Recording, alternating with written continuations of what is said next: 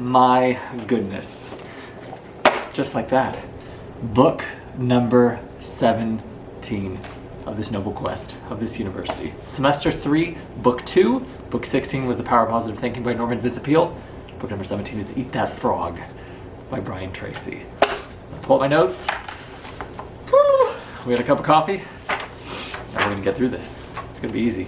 Easy day, easy lecture. Just a few pages. Buckle up. Here we go. So,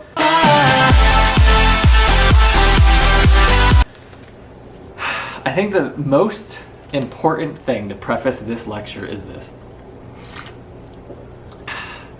Most people don't write down their goals. Most people do not have their goals written down. So, here's a good idea. How do we get to a destination, right, that you can't define? You're getting in your car, okay, and you're trying to go to a location, a destination, and you don't put the end point. How the fuck do we get there, right? You can't. Not only can you not get there, you can't even give yourself direction on how to get there because you haven't defined the target, the end destination. That comes from writing down your fucking goals. Most people don't. I spit crazy, went that way. I don't know if you saw that projectile motion. Most people don't write down their goals. Most people drift. Most people have life happen to them.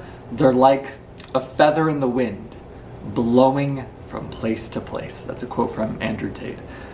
Versus the people that happen to life, as in, regardless of the circumstances or conditions, they say, this is what I want. This is where I'm going. I'm going to do whatever the fuck it takes.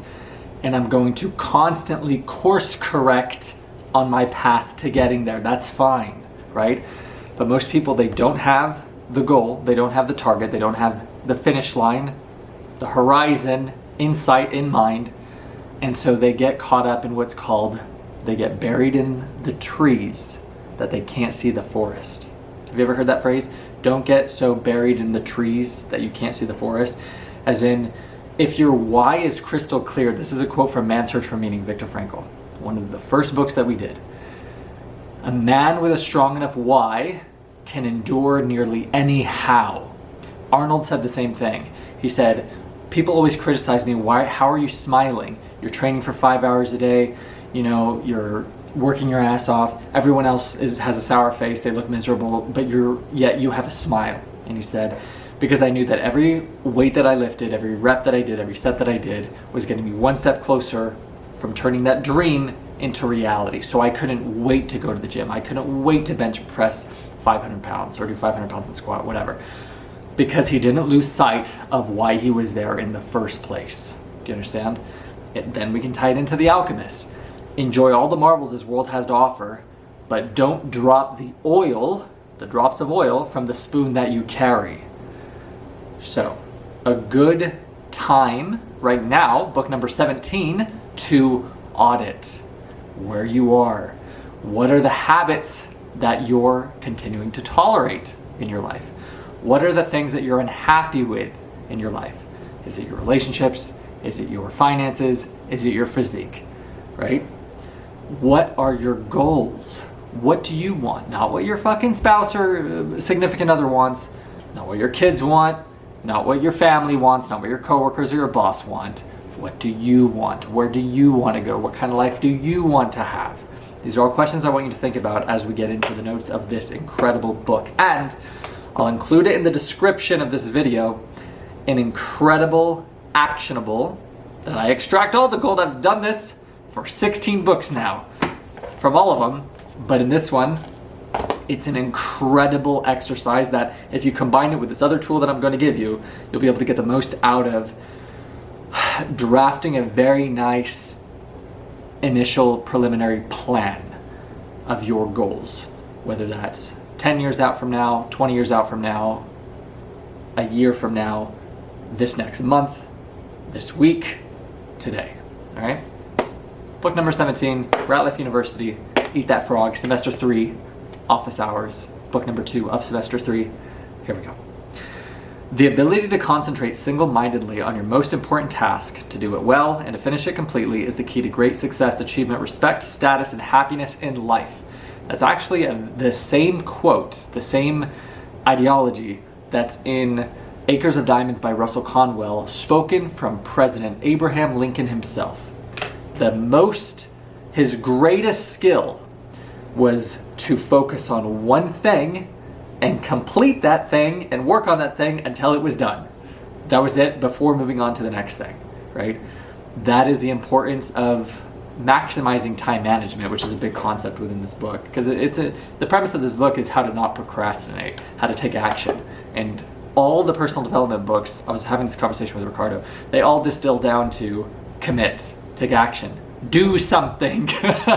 Do what you can where you are with what you have, because what you have is enough.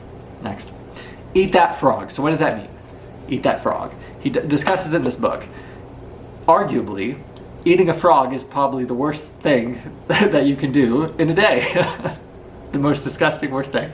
So you should go about your tasks by conquering the hardest, ugliest frog, and by eating that frog. And it's just another way of saying commit, as in do the shit that you don't want to do as quickly as possible, right? It'll give you confidence. What else am I capable of? What am I afraid of that I don't need to be? What am I holding my back from that I don't have to, and I can move forward? So it's a very good practice to condition yourself to attack fear. From the 10X rule, another book that we read, completed on this side.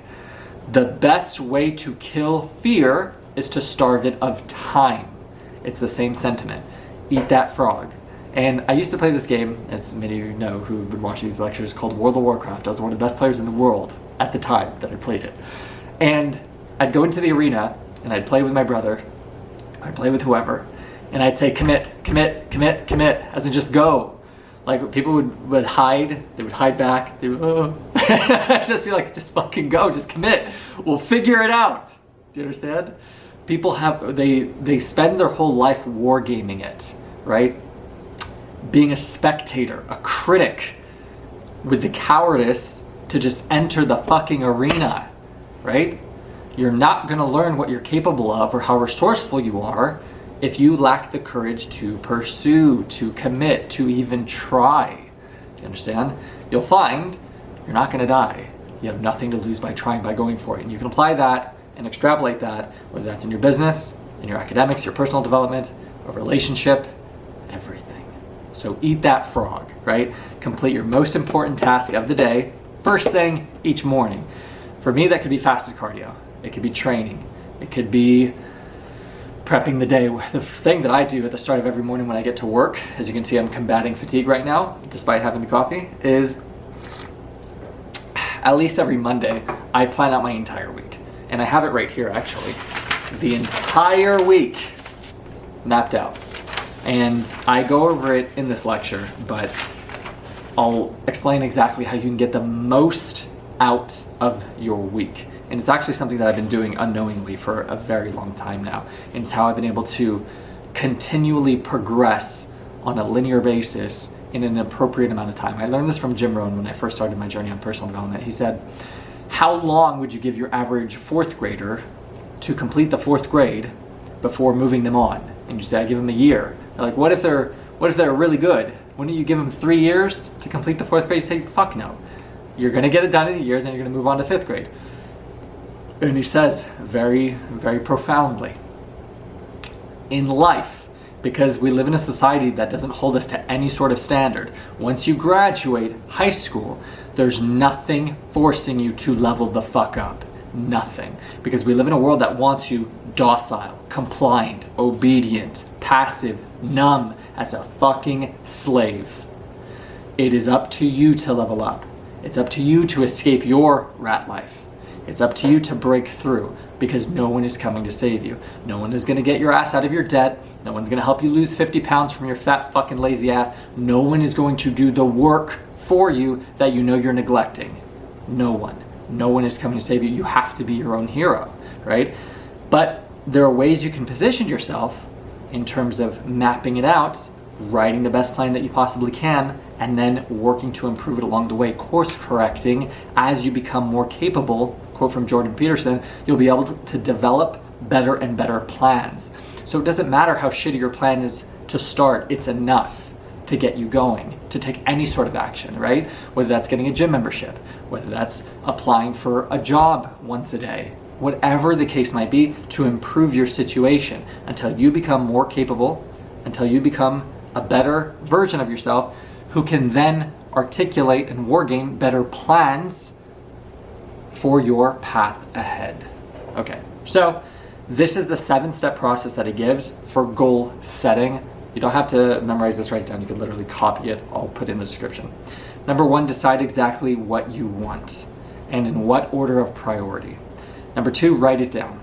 When you write down a goal, you crystallize it and give it tangible form. It's so important to write down your goals. We discussed this in The Monk Who Sold His Ferrari. You have 60,000 thoughts on any given day. But the second you write it down, all of a sudden, your mind sees that this thought is of a higher value than all the other 59,999. Why is that important? Because you have what's called your reticular activating system. It's your mind's filtration device. Your mind filters out garbage and noise and hums like the air conditioning that's blowing right now, or the traffic that you might hear outside, or anything that you deem non-important based on your value and your belief system, so that you don't explode from all the stimulus. And it's very important that when there's something that it is that you want, when there's something that you want, your mind will go to work. It's a quote from The Alchemist. It's as if your mind and the universe conspires to help you achieve your goal, right? It will literally filter out the garbage that you deem unimportant and literally look for anything it possibly can to get you closer to realizing your goal. I can't do it, but you've seen the video where they pass through their hands. But that's the importance of writing something down, is you trigger your mind, hey, this is more important. Hey, focus on this. Hey, help me gain insight, ideas, intelligence on how I can acquire this goal, this target, right? But if it's just an ambiguous thought because you haven't written it down, then it will remain just that, a distant dream.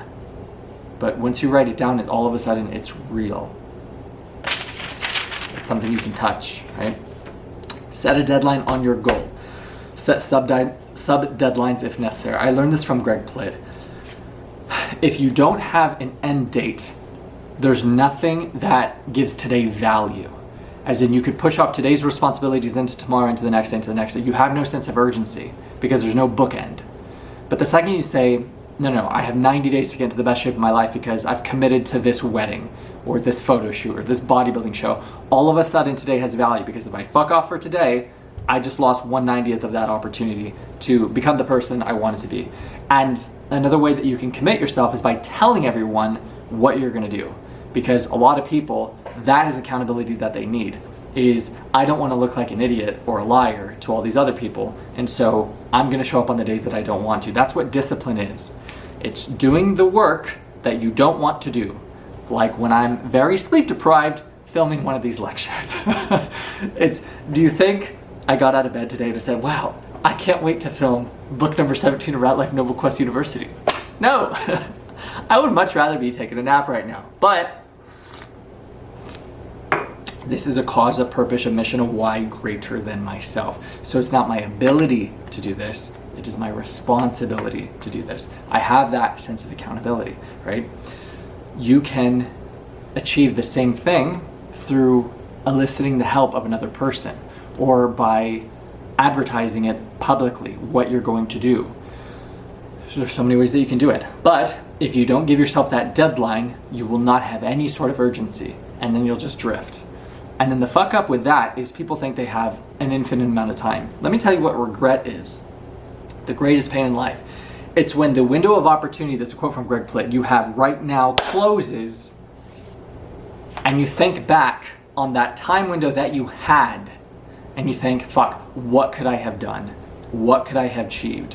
What person could I have been in a relationship with? What countries could I have traveled to? What impact could I have made? Who could I have became had I had the courage to fucking pursue in the opportunity in that time window that I had, right? So now you have to look at yourself in the mirror, right? When you know you could have done something, and you have to endure the agony of regret, of what if, right? That is the worst pain. Not failure of being that man in the arena, right? That's nothing. Jim Rohn says that weighs ounces. Regret, what if, that weighs tons. Okay. Set a fucking deadline, right? 90 days out, 100 days out. 1 year from now, I'm going to do this. I like the 90 days. I like doing the university on a semester basis. It's such a good pace every 3 months to audit. It takes you about, what, 27 to 30 days to develop a habit. So 90 days to see change, right? So I really like doing a 90-day benchmark to then review. Okay, what's working, what's not working? Because if you were to change something every 30 days, that's not enough. Because how do you know if it's working or not? You barely fucking started it, right? Oh, I'm gonna do a diet for 4 weeks, and if my body doesn't change, oh, I'm gonna scrap it. No, right? 12 weeks, that's a good amount of time, right? Beyond that, then maybe you're not iterating enough, right? Because then if you only measure your goals on a biannual basis, right? If I'm doing it every 6 months, then you only have 2 chances to course correct and to improve. But if I'm measuring my goals every 3 months, then I can iterate 4 times. So if I'm going in the wrong path, or if this diet's not working, or if I'm plateauing here, then all of a sudden I can change course and not lose sight of the target, right? All that happens from giving yourself a deadline. Next, make a list of everything you can think of that you're going to have to do to achieve your goal, right? Again, even if you have no experience in the field, say you want to go on a bodybuilding transformation. Okay, you want to lose weight, say that's your goal. Okay, I need to get a gym membership, right? I need to start going to a gym. I need to figure out what time I'm going to start going to the gym, how I'm going to fit that in with my work demand, with my family demand. Okay, diet is probably something that I'll have to take into account. What are macros, right? How do I calculate my calories? How do I put myself in a caloric deficit? Are supplements a thing? Do I even need those to start? How many grams of protein should I be getting? You piece together all the variables, because here's the thing.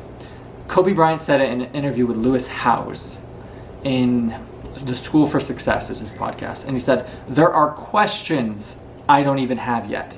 And it's going to be the same thing with what it is that you want. There are questions, there are unknowns that you don't know. I learned this in a science class when I was in high school. There are your known variables, things you know. There are things you don't know, but you know of them, that you know that they exist. And then there's things you don't know that you don't know. It's going to be the same thing in whatever is your goal that you're pursuing. For example, when I launched Ratlife, the pre-workout supplement company, I didn't know what CMYK was. I didn't know what RGB was. I didn't know what the process was for getting a vendor, for getting the samples, for what a silica gel packet was or did, the different scoop sizes. I didn't know any of that shit. You figure it the fuck out as you go, right? And the more you learn, the better your product you get. Good quote from Andrew Tate, practice doesn't make perfect, feedback makes perfect. But the thing is, if you just war game it all day long and don't take any action, you'll never be able to fail. You'll never be able to, and that's not a bad thing, you'll never be able to get to a point where you're learning, right? To then fail, to then improve it, learn from it, grow from it, and then overcome that. You can't get to that loop if you don't try, if you don't start. So make a list of everything that you can. It's enough to just get you going. The plan will improve in the future. Organize the list into a plan by priority and sequence. And this is important because Patrick Bet-David says this in an interview. People try to do the level 5 moves at level 1, and that's their biggest fuck up, because everybody wants to have that instant gratification, right? Do level 1 moves at level 1. You're in the 4th grade, do 4th grade curriculum before you move on to the 5th. Do you understand? Pace yourself, right? Curb your fucking ego. A quote from Russell Conwell in Acres of Diamonds, let patience have her perfect work. Understand the journey that you're embarking on. Think not in terms of a month or 30 days or this 30-day challenge bullshit. Think in terms of lifestyle. Think in terms of what do I want to achieve in the next 5-10 years. Expand your time horizon, and you'll be surprised at how much, stress that alleviates. That, no, I need to get in this shape, in this amount of time, with this amount of research. Like, it's overwhelming and it's daunting, and so what will happen is you'll burn the fuck out by taking too much on at once, and then you'll quit entirely. Versus scaffolding, I'm gonna do this, and once I get a handle on this, then I'm gonna incorporate this. I get a handle on my diet, then I'm gonna add the cardio. I get a handle on that, then I could talk about supplements. I get a handle on that, maybe I'll hire a trainer to do programmed training, specialized training. And then you develop and you grow. Do you understand? One thing at a time.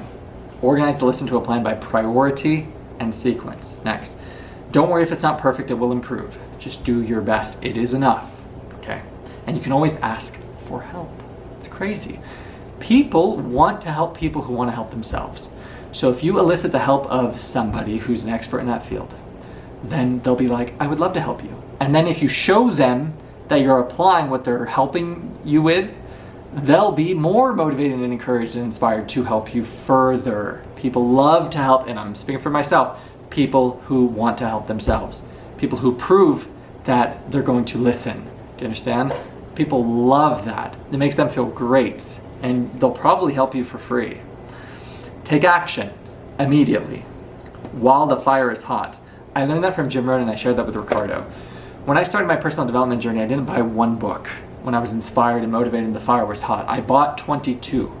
I said, I'm committing, I'm all in, right? When the motivation is at its highest, that is when you should commit the hardest, because the motivation is gonna die out, right? So if you're feeling motivated to do something like a bodybuilding transformation, hire a fucking coach, right? Is his name Tark House? Do you wanna hire me? That's fine, go ahead. I didn't know I was taking clients, but in this video, we'll put that plug in. It's funny because I'm 4 weeks out from the end of my prep right now, and I love it because then I'm going to be doing a bulk for 18 months. So don't get used to this amazing leanness of 182 pounds right now. I think 182, 183 fluctuating. We're going to go to 250. So this shredded, diced, lean physique, lean beef. Don't get used to it. We're gonna get huge. All right. It's the bulking season. Winter is coming. It's right around the corner. Next. So take action immediately. Commit. And for people, I've noticed this by coaching them, by doing a pre-workout supplement company, doing entrepreneurship, doing personal training. People who lack accountability, a great way for them to garner accountability is through financial commitment. As in, if you buy a bunch of supplements, or if you pay for a personal trainer, if you pay for a gym membership, if it's enough of a financial investment, the rhetoric will be, well, I have to go, otherwise I'm wasting money. Do you understand? I would manipulate myself when I first started my bodybuilding transformation to go to the gym by forcing myself to take pre-workout on days where I didn't want to go. Because then the narrative would change. Now I have to go. It's the same thing when people hire a personal trainer who lack the discipline, the motivation to go by themselves, right? It's, oh, I'm paying for this, now I have to go. You need to find a way, by being honest with yourself, that's going to commit you to follow through with the action. Whether that's in hiring a trainer, whether that's in eliciting the help of a friend to hold you accountable. You need something that is going to pull you when you don't want to get out of bed, when you don't want to do it. And if you can do it on those days, I guarantee you will break through, right? That's the only difference. The only difference between the ones who are successful, the ones who make it, the ones who escape the rat life, they show up on the days they don't want to. They do the work on the days they don't want to. That is the game. If you can do that, you've already won, right? It's just a matter of time. It's not an if, it's a when. So take action immediately, do whatever you need to commit yourself completely. Next. Resolve to do something every single day that moves you towards your major goal. Once you start moving, keep moving, don't stop. Don't lose momentum. It's so much harder to break inertia to get started again, right? And then it will become an upward successful spiral. Once you start getting wins stack, right? Win stack, confidence stacks, and then you'll feel like we're going somewhere, we're moving, what else can I do? I want to take more action because of the success cycle. Belief, potential, action, results over time until. As you get greater and greater results, it'll increase your belief that you're going in the right direction, right? With an increased belief, you'll tap into more of your potential that we all know conceptually is limitless.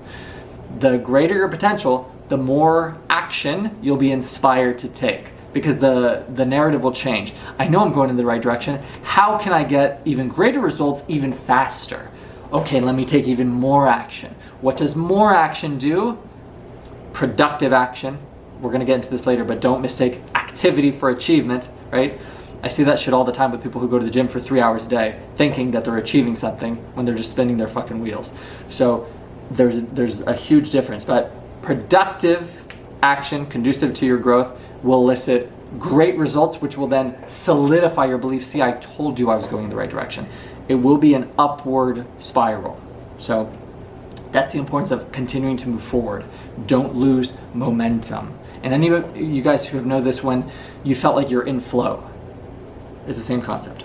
The more you think about your goals, the greater becomes your inner drive and desire to accomplish them. Very true. Next, I can't read my own handwriting. The more wins you stack, the more motivated you'll become to continue winning. That was my commentary. And so that was the 7 steps. I added one thing further, and that's this.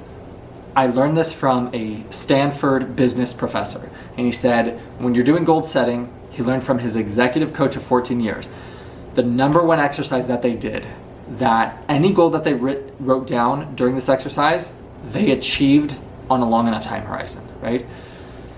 Go 5 or 10 years out. He said, you need to get out of the fog of today, okay, for whatever your goal is.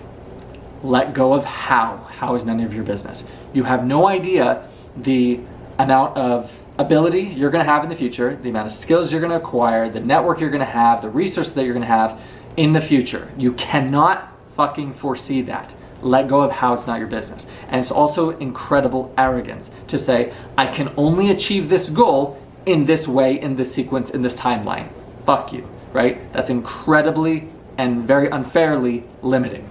When the universe, God, whatever you believe, can provide that same end a million different ways, cut your fucking ego and let go of how it gets done. It's not your business. It's none of your concern. Know what it is that you want and why you want it. Everything else, you have to have the courage, the humility to let go of. And the final thing is assume 100% success. Assume it's going to work. Assume it works perfectly. How big would you dream if you knew you couldn't fail? It's that exact mentality. If you can combine those 3 ideas, go 5 or 10 years out, get out of the fog of today, right? Get out of the trees and see the forest, see the life that you want to live, assume 100% success and let go of the how. What you'll find from doing that exercise, it'll give you crystal clarity on what it is that you want. Because once you give yourself permission to dream bigger, you'll actually be able to distill and synthesize, this is exactly what I want in my life. The importance of that is, it's actually really, really cool. And it ties into neuroscience. It ties in with identity. When you change, not I will earn this or I'm going to do this, but I earn, say 6 figures, and you currently don't, it's fucking with your identity because your mind is like, wait, that's not true. Yet he's saying, I earn this. I am this. I am a 6-figure earner, but I'm not. So now your mind is going to go to work for ways on how we can close that gap. That's the beauty of that. So again, I'm gonna reiterate. Make a list of 10 goals that you want to accomplish in the next year, but write your goals as though a year has already passed and they're now a reality. So this is what I earn. I earn this by this date. I drive this car. I weigh this amount. Review your list of 10 goals and select the one goal that if you achieved it would have the greatest positive impact on your life. Alex Hormozi discusses this. So people have a lot of goals, but oftentimes there's one thing that if you were to achieve that, there's an airplane outside, it would by default accomplish all these other ones. I can give you a perfect one for me. I have goals for debt alleviation. I have goals for places I want to travel. I have goals for things I want to purchase, for personal, for Ratlife, etc. I could accomplish all of these goals by just getting a higher income producing job. That's it. So rather than focusing on this, all I need to do is put all of my focus on this one attainment, and then the rest inevitably by default all result in getting achieved. Do you see? That is strategic goal setting. And Brian Tracy, he says this in many different interviews, but it was a clip that went viral on Instagram and other platforms. He was like, this one will typically jump out at you. Pow, pow. So review your list of 10 goals and select the one goal that if you achieved it would have the greatest positive impact on your life. Typically that goal will jump out at you. Typically it's, oh, I need to cut this person out of my fucking life. I need to move. I need to quit my job. I need to lose 150 pounds because I'm morbidly overweight. I need to get a new job. I need to finish school. I need to drop out of school, whatever. You'll know by just being honest with yourself, which is what this whole university is about, right? Cutting your fucking ego, right? Putting it to the side and just being honest where you are. Not seeing your situation as worse than it is, not shitting on yourself, not using the past as a baton to beat yourself to death with. Looking at your situation honestly for where you are, for what you've done, taking ownership. This is my fault, right? Not seeing it as better than it is. Don't delude yourself, right? Delusion yourself. I think I chose the right word the first time. Be fucking honest. And all of a sudden you give yourself the power to change, right? So, yeah, that was my fault, but you know what? What's to come, that's my fault too. Do you understand? Write it on a separate sheet of paper. So the one that jumps out at you, that if you achieve this, this would have the greatest positive impact on your life. Set a deadline, make a plan, take action on your plan, and then do something every single day that moves you toward that goal. This alone will change your life. If you get nothing else out of this lecture, that alone. Okay? All right. That's the goal setting. That's golden. And every single person should do that. Why? It gives you crystal clarity on what it is that you want, so you don't go through your life fucking drifting by being a victim to circumstances, conditions, and events, right? Because it's all a distraction. All the garbage that you see, the woke, the left, the feminists, the Black Lives Matter, all this garbage, a distraction from what it is that you want. Do you understand? The news, the radio, the celebrity bullshit, all these garbage all these garbage wars that you're hearing about, all fucking distractions. Stay focused, right? Don't lose sight of your target. Don't lose sight of your why, your purpose, your race. Fuck everything else. Ignore the bullshit. It's just noise. Do you understand? Nourish your garden, right? Nourish your garden. Stay focused. Get the fucking weeds out of it. And distractions and excuses and negative people and limiting beliefs and projection of other people's fears and bullshit. Kick it to the fucking curb. Cut the fat out of your life, not just out of your body. Okay? That's the beauty of it. You get direction, you get purpose, you have a destination, and then the world is your library. Every person says this. Every successful person will say this. The world has all the resources. We're drowning in information, we're starving for wisdom. Do you understand? But the quote, not to quote the big man, as you seek, so shall ye find, right? If you're on the path to whatever it is your goal is, you'll gain new insights, new ideas, new intelligence on the way. And as you become more and more capable, more and more adept, more sharper, as you develop, you'll become better at making better plans. You'll be able to course correct in real time on the way to your goal.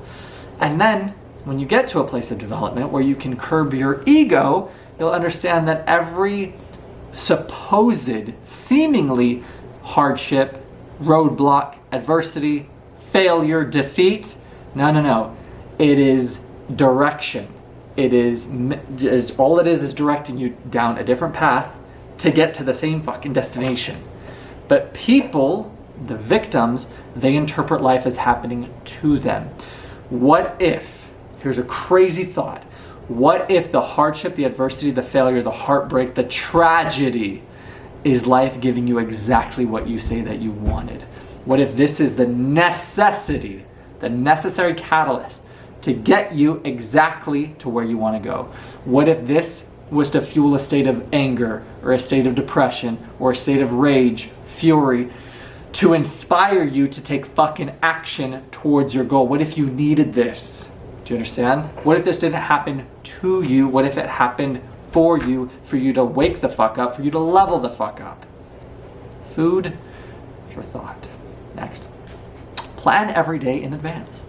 I do that every single week. So at the peak of my development, what I was doing is I was making a list and I would review it the night before. This is everything that I'm going to accomplish for the next day. Now I do it on a weekly basis. Now I have my week mapped out in totality. And I even included everything that I put on my week. And that's the homework assignment. Plan your entire week. Plan your entire week. Because I'll say this from experience and from what I've learned. You may not accomplish all of it. In fact, I seldom ever do. However, if you write down every single thing you can possibly want to accomplish in the week, do you think you're going to accomplish more than you otherwise would have if you just winged it? The answer is absolutely, right? If I write down 100 things, and I'm not going to count them, but there's not 100 things on here. We'll say there's 30 things. Maybe I accomplished 20 of them, but maybe that's 15 more than I otherwise would have had I not written them down. So that's a homework. Write your entire week if you don't want to do the goal setting exercise. That is the homework assignment. So there's both homework assignments. You should do both. The other one, I'll be honest, because I wrote out all of my plans, all of my goals, all of my vision for Ratlife, for my goals years and years out. What do I want to accomplish in the next year, the next months? And I broke it down by month. It took me like 3 or 4 days. And it's amazing because, like I said, it gives you incredible direction. But don't underestimate how time consuming it'll be. But think of it like this. There's a good quote by Abraham Lincoln. If you give me 6 hours to chop down a tree, I'll spend the first 5 sharpening my axe. And he says this, Brian Tracy says this in the book, for every minute that you spend planning, it can save you something like between 10 and 20 minutes when it comes to execution by just sharpening the axe, right? By giving yourself crystal clarity on what it is that you want, and then all you have to do is execute. All you have to do is do the mundane, the boring, the routine. That's the easy part. But you need to know what it is that you want, right? Before you can go to work. But, and this is the huge asterisk, the huge caveat, don't spend your entire life fucking wargaming it with paralysis by analysis, right? Having the fear to take any action. Don't do that. So these are all the things that are on my list. Errands, the gym, reading, cleaning, groceries, and then I put indulgences. I plan out my reward for the week of work, whether that's a cigar I'm going to have on the weekend, whether that's garbage food that I'm going to eat, whatever it is. That it's so cool because you condition yourself to, this is one of the biggest weaknesses that I have is I omit the celebration. I do the work and the work and the work, and I omit celebrating the small wins or the victories. And then I downsize it. I cheapen the accomplishment. I'm just like, oh, that's nothing because this is my goal, right? That's a horrible way to go about your life because you'll find that you should be celebrating the wins throughout the way. And don't get me wrong, that's not to say you need to indulge every single weekend. Every time when I see people just get drunk or just fuck off, I always ask myself, what the fuck are you celebrating, right? What work have you done? People, they don't live in a state of delayed gratification. They don't earn their indulgences. They don't do the work for their hedonistic sins. But I like setting my plan for my week up so that I can plan the earned indulgence, the reward. And it's nice when you get to do all of the work and then it makes the indulgence that much more sweeter. But have you ever given yourself the reward without doing the work and you can't even enjoy the reward, right? Say you're dieting and you fuck off with your diet and then you treat yourself to the ice cream anyway, you can't even enjoy it. Do you understand? So I like planning out my indulgence, and I would offer that food for thought, food for consideration for you to do the same, right?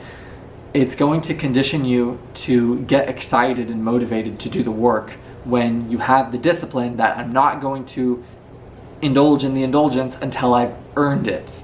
And it'll make the victory, the indulgence that was earned, that much sweeter. All right? So, content schedule, everything. So that's all the things that I list on my weekly plan, all the goals that I want to accomplish for the week and all the tasks and the best plan that I have. And again, this changes, it's malleable, but it's the best draft that I have for everything that I want to accomplish in the week to come, right? Do the best that you can, make the best plan that you can, okay? And then this is the next important thing. So when it comes to the next week, and I still have my last week's plan, and there are things that I didn't finish, it goes on to the next week. Move everything that you have not yet accomplished onto your list for the coming day, for the coming week. All right, this is the next assignment, and this is what I would highly recommend, because I did this, and this is what I told you took me 3-4 days. Create a master list, right? A master goal setting list. When Ricardo visited here in December, I had him do it. We took these big poster boards, and I had him do goal setting, and I did it with him. Every single thing that you want to accomplish. Everything that if you could define your dream life, which was the very first homework assignment of this university, what does that look like? Do you even know what your dream life is?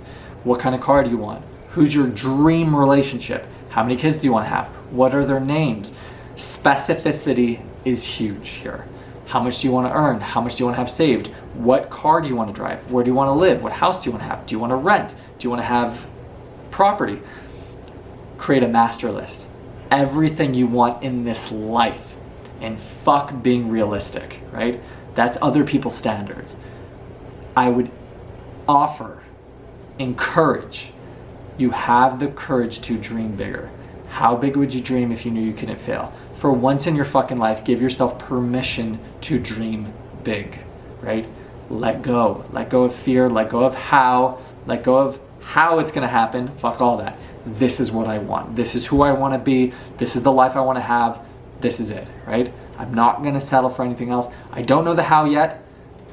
I don't need to. Let go. Know what it is that you want. That's all that you need to do. Quote by Walt Disney, all dreams can come true if you have the courage to pursue them. What is the credo of Ratlife? Anyone can escape. It starts with belief and the courage to pursue. Ratlife, we're all gonna make it. So that's your master list, which is so important because you have to work backwards. So once you have your master list and you know the priorities, then you can distill it down to your year, right? What are the 10 goals that I want to accomplish in the next year? Then you can break it down to what are my goals that I want to accomplish in the next month, in the next week? What do I need to do today? And so that's why I like doing it, breaking down to the week, because then I have it broken down day by day. And so that when you reverse engineer it, you see, I will accomplish this noble quest, right? My biggest master list of a why, of a purpose, goal, mission. But that's why today has value. Because I took the big thing, this is what I want in the next 25 years, right? This is what I want in the next 10, the next 5, the next 12 months, 1 month, 1 week. What do I need to do today that's going to ensure my freedom for me and my family forever, right? That's going to allow me to plant the seed of belief in others that anyone can escape, that we can all make it, right? What do I need to do today? I need to make this video. Do you see? Do you see how we can reverse engineer it? Start with the end in mind.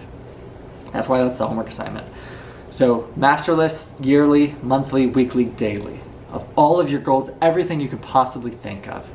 Everything, every plan, put it all in place. Importance of all, and this is what I put, this was my note, to not get so buried in the trees that you can't see the forest, right? Because when you get caught up in the day-to-day, when it becomes frustrating, overwhelming, you're like, fuck all this, why am I doing it? Then you look at the master list and you're just like, oh, that's right. And you hopefully have it underlined with a why, a cause greater than yourself, or a person other than yourself. Like, oh, that's right, I still want to retire my mom. And I want to take her around these places and I know she's going to die in the near future. Could be a few years, could be tomorrow, right? I know that this is the woman who I want. I know the provider that I want to become. Oh, okay, I can't fuck off for today. Oh, no problem, right? When you have that why and you haven't lost sight of the horizon, today becomes more bearable. Just like Arnold when he was smiling from training for 5 hours. Just like that Nietzsche quote from Viktor Frankl's Man's Search for Meaning, a man with a strong enough why can endure nearly any how. Quoted in a book from a man who survived 4 Nazi concentration camps and came out with a sense of joy and fulfillment, right? It's that exact same sentiment. Don't lose sight of your why. But you will if you don't have that in the forefront of your mind, right? Why the fuck are you getting out of bed? Why are you doing this, right? Why are you going to your job that you're going to? If you're just spinning your wheels, right? If you're earning this much and you're spending this much, you're going to be in the same place or just deeper in debt on a monthly basis. So what the fuck are you doing, right? Take the audits. Take the time to audit your life. Because from there you'll see, wait a second, if I continue down this path, it might as well be 20 years from now because I'll be in the same fucking place. That's how they keep you as a good, docile, obedient, cattle farming slave for your entire life, chasing the carrot, chasing that 3% increase, that that inflation is outpacing. Do you understand? Wake up. Importance of having the master list is to not get so buried in the trees that you can't see the forest, right? Your victory comes down to the small daily victories and wins, the daily disciplines, these laying the brick, one brick at a time. Dude, these add up to that big victory at time's end, okay? And this is important, and this will encourage the reward system, is you crossing it off. You get a hit of dopamine when you cross off a completed task. So it's a good way to give yourself a hit. And Simon Sinek, I learned this from, he'll even, if he hasn't written down a task that he did, he'll write it down after he had already completed it, just so he could cross it off and to get that dopamine hit, right? It's the equivalent that if you would get from drinking alcohol, that you would get from smoking or from gambling, or scrolling, and smoking, I guess. But yeah, crossing off the items on your checklist, checking them off, crossing them off. Again, condition the feeling good part of the reward system. Don't omit that. That's another beauty of writing down your goals, okay?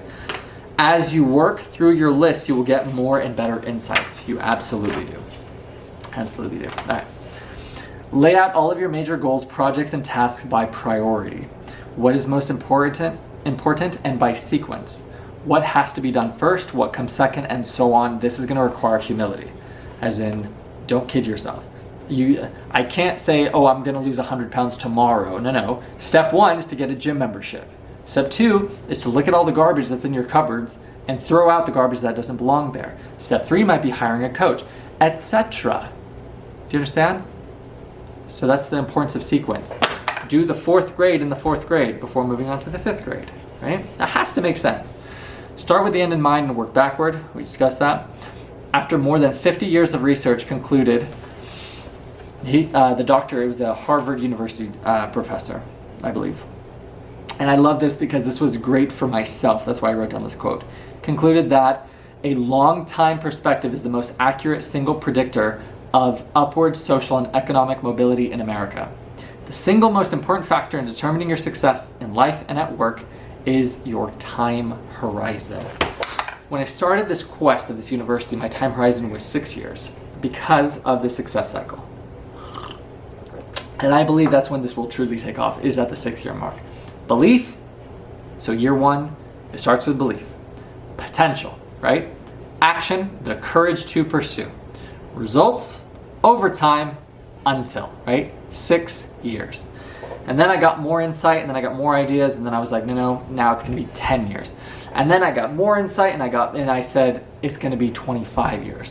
When I expanded the time horizon to 25 years, all of a sudden the idea of becoming a billionaire was very plausible.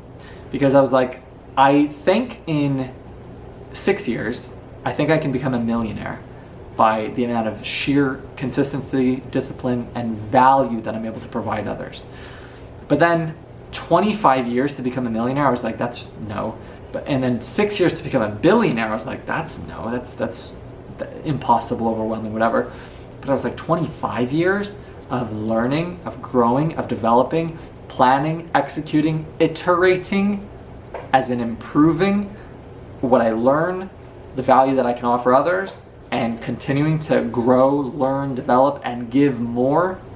Life is not about what you get, it's about who you become and what I'm able to give others now that I've become more.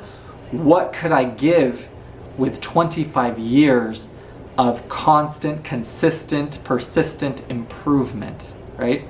All of a sudden, by expanding the time horizon, success becomes inevitable. Because look at this, even if we don't become a billionaire, right? Which isn't the aspiration necessarily. The aspiration is the man that I get to become in the pursuit of that goal, right? Jim Rohn said it, set a goal to become a millionaire. And he said this many decades ago, so now that's modern day billionaire. Set a goal to become a billionaire, not for the $1 billion, for the man you need to become in order to achieve it. And for the other reason, the quote from Tony Robbins, life, it's not about what you get, right? It's about the person you become, the person you need to become in order to achieve the goal, and what you're able to give now that you've become more. You understand, it's not about you. It's about you becoming your best self so that you're so much more of a gift for others. The people in your life that you say that you love and care about. If you could be giving them so much more and you're choosing not to, how the fuck is that not selfish of you? Food for thought, food for consideration, right? But that is the most important determining factor for improving your social economic mobility, regardless if it's America or not. It's expanding your time horizon, right? Not saying I need to accomplish this in 30 fucking days. I'm on my 11th year in my bodybuilding fitness transformation journey. 11 years. This is month 7 of consistently doing videos and long format content of this university. 7 months. Do you understand? I know, okay, let's think about it in terms of what can I do in the first year? What can I do in the first 10 years? What can I do in 25 years? Do you see? Expand the time horizon, then success becomes inevitable, because if you shoot for this, right, and you fall short, you're still successful. If you have a goal to become a billionaire, right, which is my goal, I'm going to become a billionaire one day. I am a billionaire. Present live, future truth, right? And if I'm 99% off from that and I'm 1% on, what is that? A decamillionaire? Is that what it, yeah, because a billion is $1,000 million, right? 1% of that, if I failed 99% of my goal, you'll be a success even if you're considered the worst of a failure based on your goals. Do you understand? But if you aim for $50,000, if that's your financial goal, and then you hit it, where do you go? Would you rather aim for the moon and land in the stars, right? Or aim for the top of the building and land in the top of the building? Expand your time horizon. Let go of how, right? Let patience have her perfect work. Do you see how all of the books in the university that we're doing are compounding? Do you see how they all flow into each other? Do you see how they're all aiding you on your noble quest to becoming your villain, to closing the gap of who you are and the potential of who you can be, for you to become the best version of yourself, right? So that you in turn have that much more to give others. Is it all clicking? Any of it? Are any of these seeds being planted? Any of my students plant the fucking seeds that I'm handing you. Water them. Next. Think 5, 10, 20 years out into the future. Make your choices and behaviors of today to ensure they are consistent with what you say you want. That was the most humbling mantra I had to reiterate for the past 2 years. And I put Julia as an example. So there was a woman who I wanted, right? Incredible woman, right? Class act. And I said, are my actions consistent with what I say I want? When I met this person, I was sleeping with a different girl every other week. Do you understand? I was that. There's a scene in Batman where Bruce Wayne, he's walking out of this hotel restaurant. He's about to have a threesome with these 2 Europeans. And the girl he actually wants walks in. Her name's Rachel. And then he turns around and he's like, Rachel. And she's like, Bruce. She looks at the girls and then looks back at him. Bruce looks at Rachel and then looks at the girls and then he looks at her. He says, Rachel, this isn't me, right? And she said something I'll never forget, and it reminded me of Julia. She said, it's not who you are underneath, it's what you do that defines you. And the most humbling mantra I had to reiterate the entirety of 2022, of 2023, whether it was my relationship status, whether it was my finances, my life. Are my actions consistent with what I say I want? I say I want this class act of a woman, but yet I'm acting like this bottom of the barrel kind of man. I'm surrounding myself with drug addicts, alcoholics, and fucking losers, and I'm betting people who I shouldn't be betting or entertaining or sleeping with. Is that worthy, deserving of this caliber of a woman? Fuck no. Are my actions consistent with what I say I want? Right? No, they weren't. Now they are. Very simple. All right. An ideology I wanted to give you was, I learned this, again, it comes from time management, because that's the whole premise of this book, outside of procrastination, is rock, pebble sand imagery. I think I explained this in a previous lecture, but the sentiment is very simple. A lot of people waste so much time doing shit that doesn't matter. So imagine you have a jar, right? And you put sand in first. All the little bullshit, low value tasks. And you fill that up. You don't have room for the big things, the big rocks or the pebbles.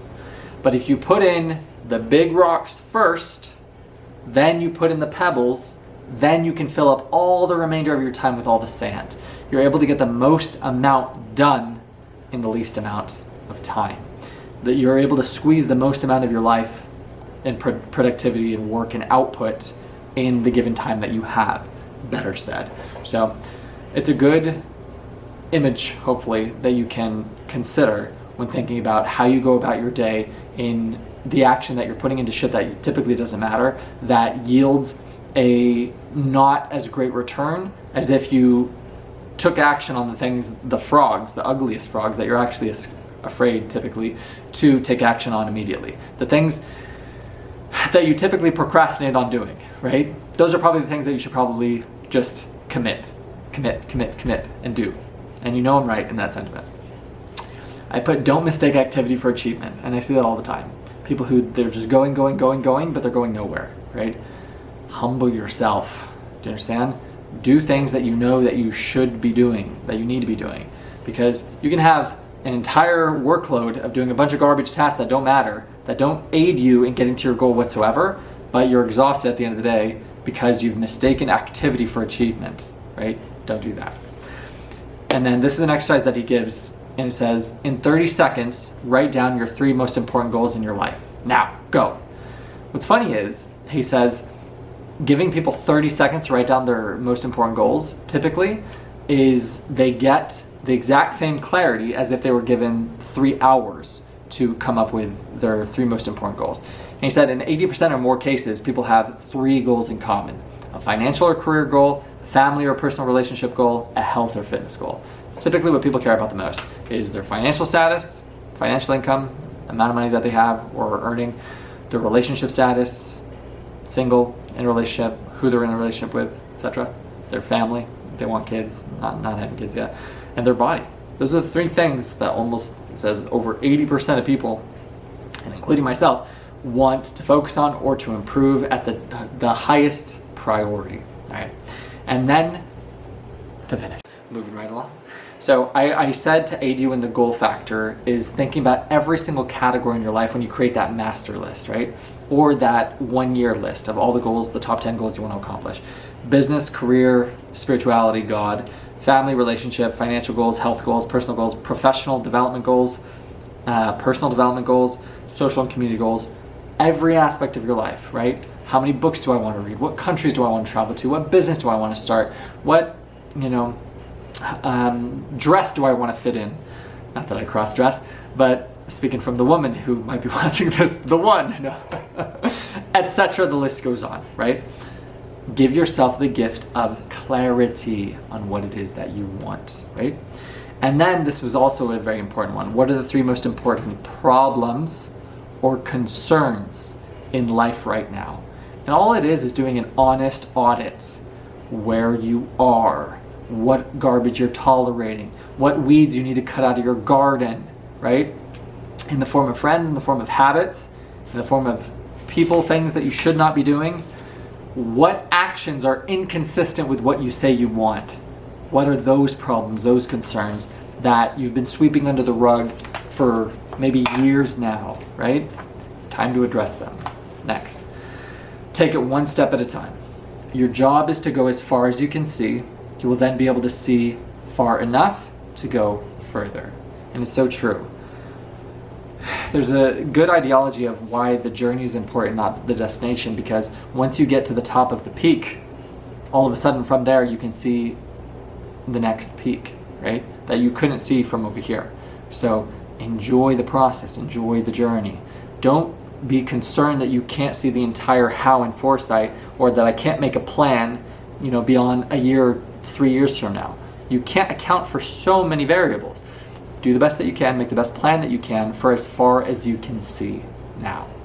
It's enough. Next, Viktor Frankl, Man's Search for Meaning, quote, "The last of the human freedoms is to choose one's attitude in any given set of circumstances." I thought that was really good. I wanted to write it down. And then he lists all of the recurring habits of optimists, and I replaced it with the word heroes, because when I read these, I was like, this is the antithesis of a victim. Optimists, heroes, look for the good in every situation. They always seek the valuable lesson in every setback or difficulty. They always look for the solution to every problem. They always think and talk continually about their goals. And I put, these were my notes, it shifts your focus, man. If you shift your focus to what I just said, right? Looking for the good in every situation. You're programming your default software to think positively, right? Always seeking the valuable lesson. This is what ties in with the Viktor Frankl quote, that you get to choose your attitude. When you have a circumstance saying, how is this happening for me? Where am I being guided to? My battery's gonna die one second. Where were we? It's a perfect tie-in to the Viktor Frankl ideology, because I told you the 3 decisions that you can make in this life is what you focus on, the decisions, what you focus on, the meaning that you give things, and then the action that you take, right? So optimists, they look for the good in every situation, right? They flip the script. They program their default software. How is this happening for me? Where am I being guided, right? Always seeking the valuable lesson in every setback or difficulty. They always look for a solution to every problem. And then they think and talk continually about their goals. So what this is conditioning you to do is to water and nourish your beautiful garden, right? And I put make it beautiful in acres of diamonds, right? It's the same ideology. If you focus on where you are, your grass, and you water it, you focus on your goals, right? It becomes beautiful, like your garden. If you focus on getting the weeds out of it, if you focus on cutting the shitty people out of your life, cutting friends, cutting family, toxicity, negativity, the radio, the news, over time, you'll have a beautiful, nourished garden, right? And that's so nice, because now you have fertile soil. So now you can attract the very people that you want to attract in your life, right? Those beautiful, kind, generous, grateful people, right? Because I'll say this from experience, as you develop on your progression, on your goals, you becoming more godly of a man or a woman, you becoming more on track with your fitness, with your finances, with your personal and professional development, you will unattract the lazy and the sloth and the drug addicts and the alcoholics and the toxic. You become very unattractive to those people, because they construe your peace as boredom. It really is. To the toxic person who needs drama, who needs abuse, who needs to be manipulated, you inviting the idea of peace, of serenity, of tranquility, of kindness, of courtesy, that bores them. So you'll deter all of those people by you being in alignment with your path, right? And the beauty about that, like I said, is you will water and begin to see your garden become that much more beautiful by focusing on it. Not focusing on someone else's garden, not focusing on somebody else's plants or their race. And by race, I didn't mean skin color, I meant like people who are running their own fucking race. Not the blacks and the whites, alright, settle down. But you focus on your garden, right? Nourishing your garden, watering your fucking garden, pruning the weeds out of your garden. Alright. That's what optimists, that's what heroes do. Okay. I put eliminate distractions. And I put take an honest audit, right? How much TV are you watching? How much Netflix are you watching? Are you on dating apps? Are you on social media? I don't have any dating apps. I have the discipline that if I have Instagram and I catch myself scrolling too much, I'll fucking delete the app. You have to be honest with yourself. If you aren't honest and if you kid yourself, you're not doing anyone a favor. You're not doing yourself any favors. And that's the beauty that I love about this university is I'm creating my garden, which is an environment of there's no judgment. We're all working to improve. We're all working to better ourselves. We're all doing the best that we can. So I understand that these are my weaknesses, these are my pitfalls, and I even listed it. I said, to be honest, and I set myself up in a way that I can combat my weaknesses. My greatest weakness has to be women. So And I've shared this with Ricardo. If Ricardo wasn't here in this apartment with me, right? He's here until November. I would be sleeping with women who I shouldn't be sleeping with. That's just a fact. And so that is such a gift that I have that vanguard, that man standing at the forefront of the front line, the battlefield, the vanguard. Because if he wasn't here, I know myself, right? Women have to be my greatest weakness. they have to be. I know what I would do. I know who I would entertain if I didn't have that assistance, that aid. And that comes from an honest audit, right? Just being honest with yourself. If you know there's an area in your life where you otherwise would be weak, maybe for you it's chocolate. maybe it's left to your own devices, you would eat all of the chocolate that you had access to, or you would spend all your money because you have no, money spending discipline. For me, women have to be my greatest weakness. And I've never, anytime that I've been in a position where I'm living with other people that I'm self-conscious around, which is a gift. You should surround yourself with men who you have a sense of self-consciousness around, because that's an issue. I learned this from Andrew Tate. The problem is you are not self-conscious around your peers. That's why you don't change. That's why you don't improve, because you're surrounded by, and I had this in the past, I was surrounded by losers, I was surrounded by drug addicts, I was surrounded by alcoholics, and so when that's your fucking normal and that's your everyday, you think that's okay. You think that's the standard. But when that garbage to the side and you're around professionals and you're around killers and you're around honorable, integrable men, then you say, oh, this is the standard. This is behavior we don't tolerate, right? And that comes from, for me, identifying what my weaknesses are and then creating and positioning my life in such a way where I combat those weaknesses, right? By having this person here, or by having this assistance, or this help, or this accountability that even I need. You understand? Apply that to you by doing an honest audit.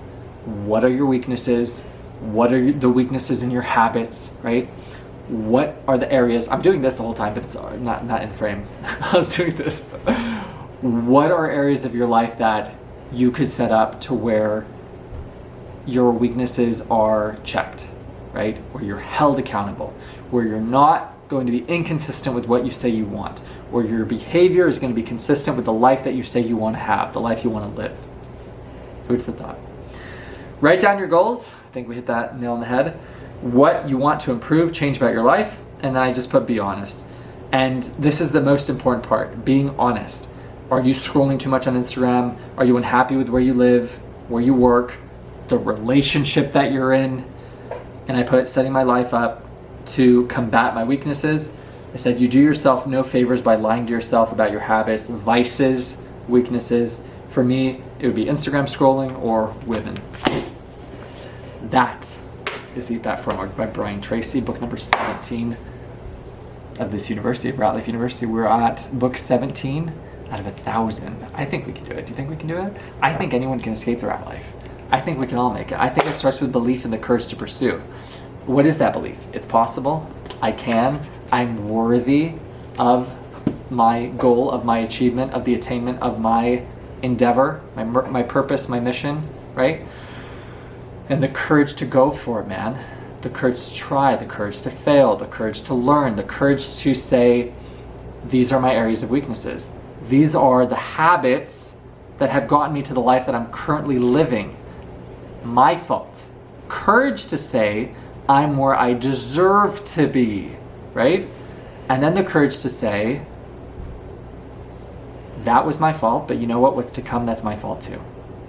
So with that, you know your homework. Master list, yearly list, monthly list, daily list, weekly list. Plan out your entire week, right? Write down 10 goals that you want to accomplish in the next year. In the present tense, I earn such and such by this date. I drive such and such a car. What are your top 10 goals? And then if you could achieve one goal tomorrow that would have the greatest positive impact on your life, which one of those 10 would that be? Circle it and then do its own list where you put out that plan. I'll put it in the description of this video.